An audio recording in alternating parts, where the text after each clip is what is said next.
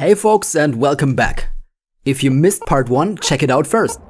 And now, without further ado, let's dive deeper into Star Citizen's past.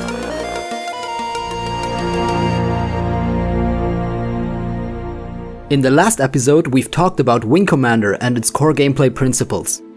We also took a look at the art style and compared it to Star Citizen. But we're still in the past, in 1991 to be exact.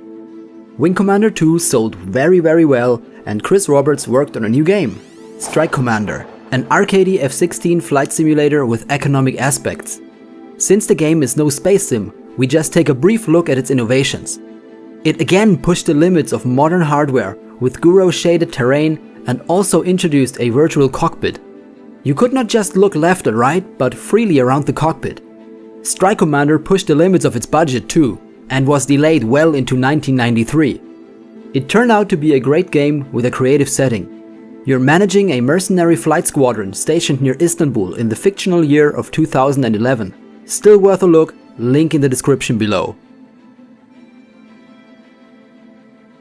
With the huge success Wing Commander 2 had been, Origin, the company Chris Roberts worked for back then, drew the attention of Electronic Arts. In 1992, EA paid $35 million for the business, and so there was more money available for game development, but also a lot more pressure to succeed. Plans were made for Wing Commander 3. During its development, another notable game released, Wing Commander Privateer. Chris Roberts' brother Aaron led the development, however the concept had been written by both of them together. Privateer expanded on Wing Commander in many ways. Its core characteristic surely is the semi-open world. The player could walk his own path within 60 locations like space stations and planets in roughly 90 star systems. The initial shabby old ship, a Tarsus-class transporter, could be replaced by 3 other flyable ships like the Galaxy-class trading ship or the heavily armed Centurion fighter. Wing Commander Privateer was the first game in the series to stray away from the pure space combat simulation path and introduced exploration and trading. Along with these elements, random generated missions were added, giving the opportunity to upgrade your ship between the main story missions. Graphics were bumped up and you could see lots of 3D rendered backgrounds. All the ships and stations were rendered in high resolution and then scaled down to be used in-game. So to speak, a crude Neanderthal version of downsampling. Another important addition had been factions. Different groups could be encountered in the Gemini sector, like local militia, pirates, and a sect called the Retros, just to name a few. They would attack on sight or behave neutrally based on the player standing with them. Some ideas didn't make it into the final game, like complex management of the player's finances where you could get loans from banks or other individuals. The plan was, if you ran into debt and got the credit from rather shady guys, you might end up being chased by bounty hunters or the creditors themselves. In the end, Privateer was Wing Commander with added exploration and a commerce trading system. To further immerse the player, Dana Glover was hired. He composed all the music for the game. His work could also be heard in movies like RoboCop 2, Apocalypse Now, and Rain Man. Testing went well and no one complained in a general way. Some changes were made in the process, like the possibility to add another weapon to the Tarsus, which balanced the early game better and guaranteed a more fluid transition to other ships.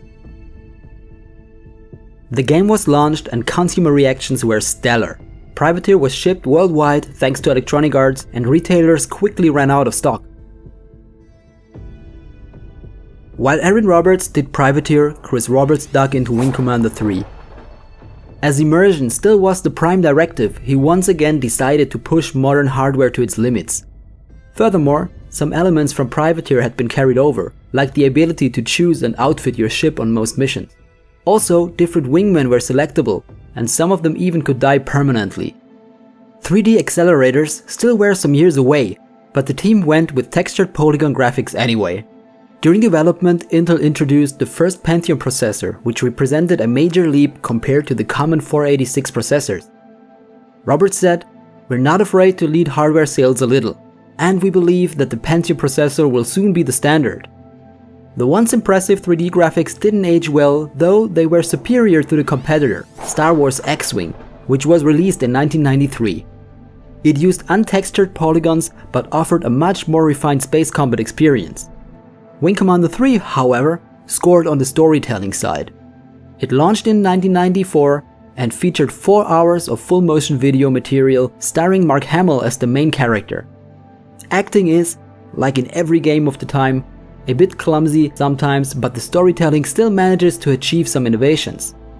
The whole setting is a lot darker than in the previous installations of the series. The Kilrathi have shut down the Federation flagship and are pushing towards Earth. The player assumes the role of Colonel Blair, who is tired of fighting a war lasting for decades. He lost his love, missing in action, and gained a drinking problem. As the story progresses, the player slowly starts growing relationships with the crew and can even be called out for favoritism if he always flies with the same wingman. Or, on the other hand, if you don't care for interaction, you're branded as an antisocial drag. Taken all together, the story is a generic us or them sci-fi story saved from mediocrity by its depressing undertone. It's a story of failure and despair which carries on all the way through the ending. Colonel Blair, after he destroys the Kilrathi homeworld along with everyone on it, only survives by luck and the unexpected mercy of his adversaries. Yes, the acting is somewhat cringy at times, and the abusive use of a green screen doesn't help too. Both of these issues were improved in the next installment of the series, Wing Commander 4: The Price of Freedom. 2 years later, in 1996, Wing Commander 4 hit the shelves. It was a great game, maybe the better Wing Commander 3. However, you already could see the big enterprise strategy of EA affecting development. The game did nothing new and just expanded on the existing concept. Video resolution and compression was enhanced, a reel set was used instead of a green screen, and the story branched in many more ways than in the previous title. Some people criticized these choices as not real choices because the player was forced into some paths of the story. Apart from that, the game recycled some ships from Wing Commander 3. The first half of the game was completed with just 2 ships the player already flew in the previous title. Where the game started to shine was its second half. The plot tightened, characters got more interesting, and the player had lots of ships to equip and fly. In the end, one could say it was, and still is, the best interactive 90s movie ever made. Most of them are atrociously bad, but Wing Commander 4 got it mostly right. It also was the most expensive game of the time with a budget of $12 million. Next time, we'll take a look at the post-Electronic Arts era since Chris Roberts and Origin parted ways after Wing Commander 4 was done. There's still a lot of ground to be covered until the first lines of Star Citizen code will be written. So, stay tuned for part 3, which is already in the making. If you enjoyed the video, feel free to like and subscribe. Thanks for watching, and see you on the next Magnets and Miracles!